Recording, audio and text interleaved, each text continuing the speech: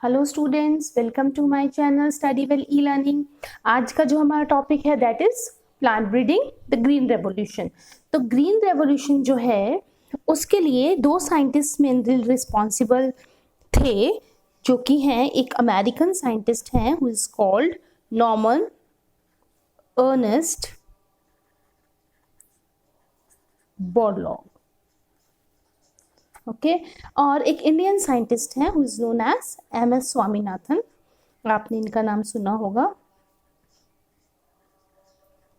जो varieties wheat की और राइस की इम्प्रूव वेराइटीज बनी थी ग्रीन रेवोल्यूशन के टाइम, उसमें इन दोनों का रोल था उनके डेवलपमेंट में। तो this green revolution occurred in India during 1960s, जब फूड की बहुत ज़्यादा शॉर्टेज हो गई और पॉपुलेशन बढ़ रही थी और क्या चाहिए था, सेम उन्हीं फील्ड्स में से यील्ड ज़्यादा चाहिए थी ताकि ग्रोइंग पॉपुलेशन को फीड किया जा सके। सो इंडिपेंडेंस के बाद ये बहुत बड़ा चैलेंज था इंडिया के लिए, पूरी पॉपुलेशन, ग्रोइंग पॉपुलेशन को फीड करना। ओके तो क्या हुआ, स्पेशल वेराइटीज डेवलप की गई, स्पेशली जो स्टेपल फूड है, सीरियल्स हैं जो, उनकी स्पेशली वेराइटीज डेवलप की गई ताकि लोगों को जो स्टेपल डाइट है उसकी डिमांड तो कम से कम पूरी हो जाए। तो उसके लिए क्या किया, हाई यील्डिंग वेराइटीज बनी थी कुछ, उसमें इन दोनों साइंटिस्ट का रोल है, American scientist Borlaug and Indian MS. Swaminathan. तो क्या था कि इंडिया में जो जीडीपी है, ग्रॉस डोमेस्टिक प्रोड्यूस है, उसका 33% एग्रीकल्चर से आता है। ओके और इससे जो एम्प्लॉयमेंट मिली हुई है, कितने लोगों को मिली हुई है, 62% पॉपुलेशन को एम्प्लॉयमेंट मिली है और ये एम्प्लॉयमेंट दे रहा है एग्रीकल्चर। ओके तो इसका मतलब एग्रीकल्चर, आप पढ़ते हैं हमेशा कि इंडिया जो है वो मेनली कैसा है कंट्री जो जिसमें एग्रीकल्चर जिसका मेन ऑक्यूपेशन है लोगों का। अब तो बहुत चेंज हो गया बट स्टिल क्या चाहिए था यहाँ पर, देयर हाई यील्डिंग वेराइटीज चाहिए थी, स्पेशली वीट और राइस की डेवलप हुई उस टाइम पर। ठीक है, so we will be discussing about these high yielding varieties.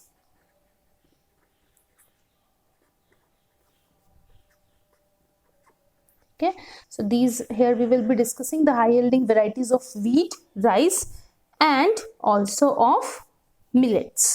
ठीक है, तो तीन हम यहाँ पर डिस्कस करेंगे और हाँ एक शुगर केन का भी करेंगे। व्हीट, राइस, मिलेट्स, ये तो हो गए हमारे सीरियल्स, और फिर शुगर भी इम्पोर्टेंट है तो शुगर केन, तो ये इनको पहले प्रायोरिटी दी गई थी ताकि इनको डेवलप किया जाए सबसे पहले and then other things will be done. तो पहले चाहिए था कि सब पूरी जो पॉपुलेशन है उसका पेट भरना इंपॉर्टेंट था, तो इन चीजों के ऊपर पहले फोकस किया गया। So let's discuss about wheat and rice first. तो जो व्हीट है, व्हीट में क्या हुआ, अब इन्होंने जो आपकी बुक है उसमें 1960 से लेकर 2000 तक का दे दिया कि इतने टाइम में कितना बढ़ गया व्हीट प्रोडक्शन। तो wheat production from 11 million tons to ये ग्रो करके पहुंच गया था 75 मिलियन। तो बिकॉज हम अभी अपनी बुक पढ़ रहे हैं तो हमें यही वाला अभी डेटा यूज करना है। ठीक है, और जो राइस प्रोडक्शन हम बाद में डिस्कस करते हैं। ठीक है, इसमें क्या था, क्या हुआ, क्या खास बात हुई इस इंक्रीज के लिए, कौन रिस्पॉन्सिबल है, semi dwarf varieties of wheat. ये जो सेमी ड्वार्फ वेराइटीज हैं वो जो डेवलप हुई थी ड्यूरिंग ग्रीन रेवोल्यूशन, उनका बेनिफिट क्या है, क्योंकि उनके स्टेम्स छोटे हो गए तो कंपैरेटिवली शॉर्टर स्टेम्स थे, तो जब विंड करंट्स आएंगे तो वो डैमेज नहीं होती थी, व्हीट बेंड नहीं होते थे स्टेम्स। ठीक है, तो semi dwarf varieties were beneficial.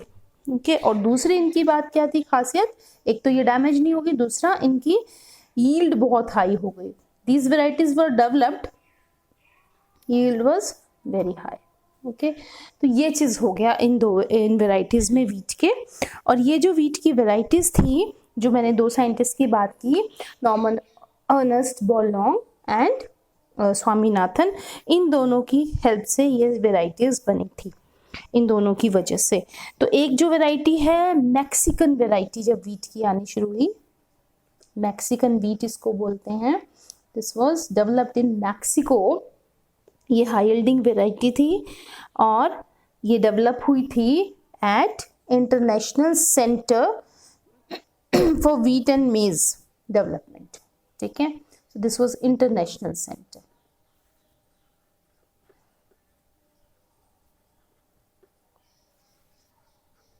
Wheat and maize दोनों के लिए मैक्सिको में था सेंटर,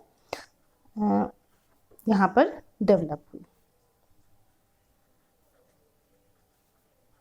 ठीक है, it was developed at the centre of international centre. तो इसमें जो वैरायटीज आई वीट की varieties, semi dark varieties, those varieties were, क्या हुआ, इनसे इस मैक्सिकन वीट को इंपोर्ट किया गया, फिर इस मैक्सिकन वीट को यूज करके दो नई वैरायटीज बनाई गई, विच आर कल्याण सोना एंड सेकंड इज सोनालिका। इन दोनों की खासियत क्या थी कि ये हाई यील्डिंग थी, दे वर dwarf, semi dwarf, high yielding, और साथ में एक चीज और क्या थी, डिजीज रेजिस्टेंस। डिजीज रेजिस्टेंट थी ये वैरायटीज, और डिजीज रेजिस्टेंट होने से भी बहुत प्रोडक्शन में इंक्रीज आया। ठीक है, तो ये वैरायटीज थी किसकी, वीट की। ओके, फिर चलते हैं हम राइस पे। तो राइस की जो वैरायटीज हैं वो मेनली आपको मालूम है, इंटरनेशनल राइस रिसर्च इंस्टीट्यूट है फिलीपाइंस में, मनीला में। तो वहाँ पर जो वैरायटीज डेवलप हुई, international rice research institute, okay, Philippines. तो यहाँ पर डेवलप हुई वैरायटीज, इनका नाम इन्होंने IR से रख दिया। ठीक है, IR कौन कौन सी वैरायटीज डेवलप की, ये भी सेमी डार्क थी, सेमी डार्क राइस वैरायटी की बात हो रही है। ठीक है, और इसमें इन्होंने जो वैरायटीज बनाई IR8, ठीक है, और कौन सी बनाई थी, ताइचुंग नेटिव 1। ठीक है, ये आई थी ताइवान से, this is a variety from Taiwan. ठीक है, ताइचुंग दिख रहा है।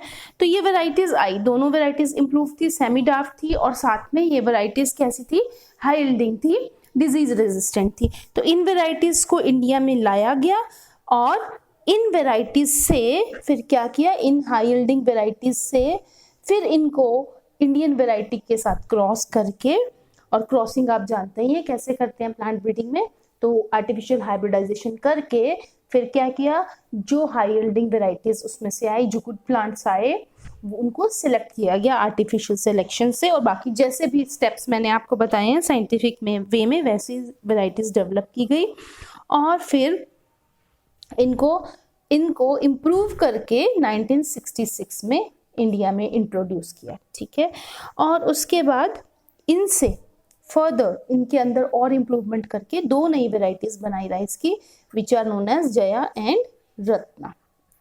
ये दो वैरायटीज थी। तो मेन इनमें इंपॉर्टेंट क्या था, high yielding, disease resistant and semi dark. उसके बाद जाएंगे हम मिलेट्स पे। तो जो मिलेट्स हैं, मिलेट्स में आएंगे हमारे मेज आ जाएगा, ज्वार आ जाएगा, बाजरा आ जाएगा, रागी आ जाएगी। ठीक है, ये सारे मिलेट्स हैं, स्मॉल सीरियल्स। तो इसमें क्या बनाया, जो भी बनाए थे ना हाइब्रिड्स, जितने भी हाइब्रिड मिलेट्स बनाए, लाइक मेज वाज देयर, ठीक है, jowar was there, bajra was there, ये स्टेपल सीरियल्स थे। तो इनको डेवलप किया। ये जो हाइब्रिड वेराइटीज थी, इनका मेन जो था ना, मेन फोकस, हाई यील्डिंग तो थी, ठीक है, हाई यील्ड तो इम्पोर्टेंट है ही है, क्योंकि इनका नाम ही हमने पहले टॉपिक का लिया है, हाई यील्डिंग वेराइटीज है। ठीक है, और साथ में ये डिजीज रेजिस्टेंट भी होनी चाहिए, और साथ ही इसमें जो एक थी इम्पॉर्टेंट चीज, वो वाटर स्ट्रेस को टॉलरेट करने की, ज्यादा इसके अंदर रेजिस्टेंस थी। तो वाटर स्ट्रेस यानी कि कम पानी में भी ये ग्रो कर सकती थी। तो वाटर स्ट्रेस रेजिस्टेंट वेराइटीज थी डेवलप की। तो ये डिपेंड करता है कौन सा हम क्रॉप ले रहे हैं, उसमें क्या चीज़ की क्या मेन प्रॉब्लम आ रही है, तो उस चीज़ के लिए हम ऐसा प्लांट चूज करते हैं जिसमें ये वाला कैरेक्टर आ जाए। ठीक है, जब हम सिलेक्शन करेंगे, पहले जब हम पेरेंट्स लेंगे तब भी, और फिर जब हम after hybridization when we select, then also we keep in mind the important characters we want to have in a plant, in a hybrid plant. Okay, उसके बाद आई एक स्टोरी शुगर केन की। शुगर केन स्टोरी क्या है कि यहाँ पर दो वेराइटीज हैं शुगर केन की। एक नॉर्थ इंडिया में ग्रो करती है, as you know the scientific name of sugar cane is saccharum. Saccharum की दो वेराइटीज थी, एक थी सैकरम बारबेरी, दूसरी थी सैकरम ऑफिसिनेरम। ओके, तो दो वेराइटीज हैं यहाँ पर। दो वेराइटीज को अब इन्होंने क्या करना है, क्रॉस करना है। क्यों क्रॉस किया गया? अब जब आप साइंटिफिक नेम याद करते हो शुगर केन का, तब आप ये याद करते हो सैकरम ऑफिसिनेरम, है ना।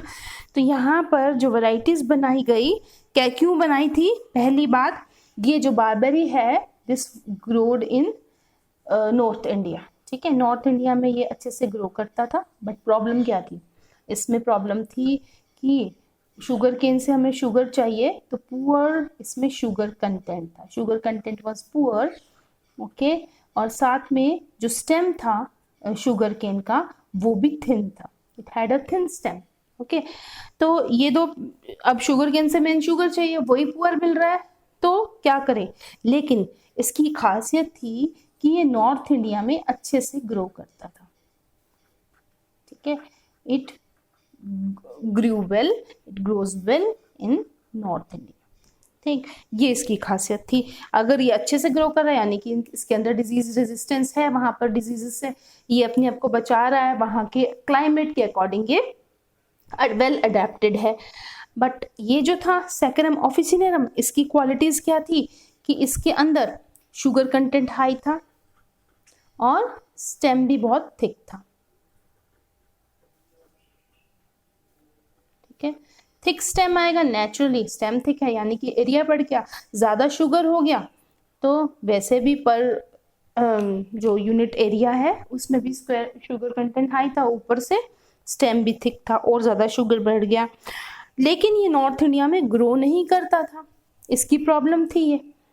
ठीक है, ये नॉर्थ इंडिया के हिसाब से अडेप्टेड नहीं था, तो क्या किया, इन दोनों को कर दिया गया क्रॉस। ठीक है, so these two varieties were crossed with each other. सो यहाँ पर आर्टिफिशियल हाइब्रिडाइजेशन हो रही है, क्रॉस ब्रीडिंग हो रही है, और उसके बाद जो रिजल्ट मिला वो क्या था? जो भी रिजल्ट आया उसमें से जिसमें दोनों के अच्छे कैरेक्टरिस्टिक्स थे उन्हें चूज किया गया प्लांट्स को। So the result was